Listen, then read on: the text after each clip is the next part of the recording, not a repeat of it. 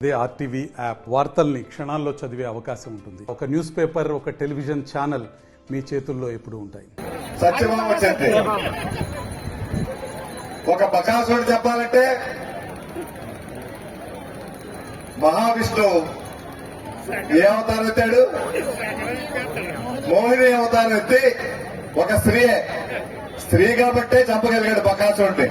ఈ రోజు కూడా మనకు ప్రభుత్వంలో ఉన్నటువంటి ఒక బకాసుర ప్రభుత్వం ఇది.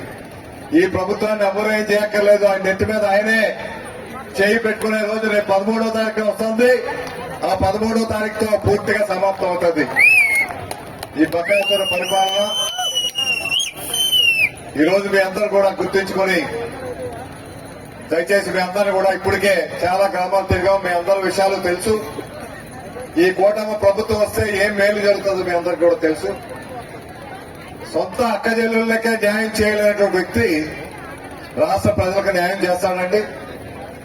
సొంత బాబాయినే హతమార్చినటువంటి వ్యక్తుల్ని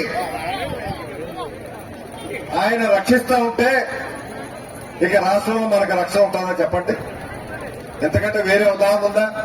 వాళ్ళ తల్లి గాని, చెల్లి గాని, అక్క గాని ఎవరైనా ఈ ముఖ్యమంత్రి ఓటు వేయమని అడుగుతున్నారండి. వాళ్ళు పైగా వెయ్యొద్దని అంటారు.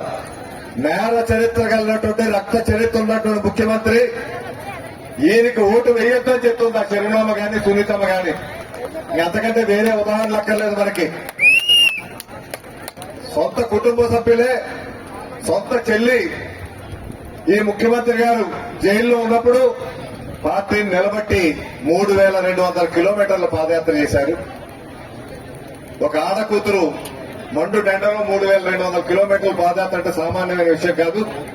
ఆ విధంగా తాను త్యాగం చేసి పార్టీని నిలబెడితే ఈ అధికారం వచ్చాక ఎక్కడ పెట్టారండి? రోడ్డు మీద పెట్టారు. ఇప్పుడే మా చెల్లమ్మ చెప్పట్టు ఆడపిల్లని, ఆడపడిచిన ఆదరించాలి, తల్లినేమో పూజించాలి.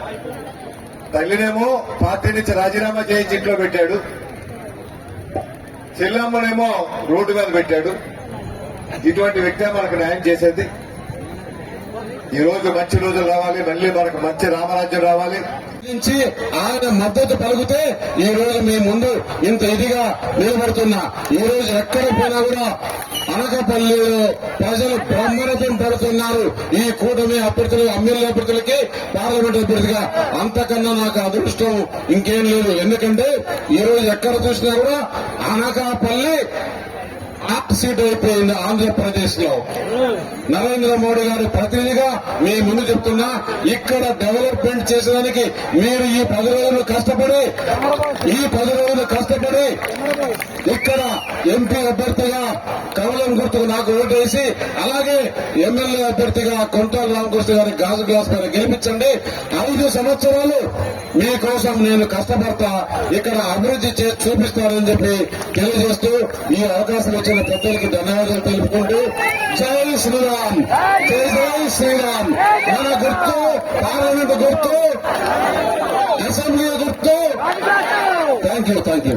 మరిన్ని వీడియోస్ కోసం ఛానల్ ని సబ్స్క్రైబ్ చేయండి. లేటెస్ట్ అప్డేట్స్ కోసం వాట్సాప్ ఛానల్ ని ఫాలో చేయండి. అండ్ లింక్ డిస్క్రిప్షన్ లో ఉంది.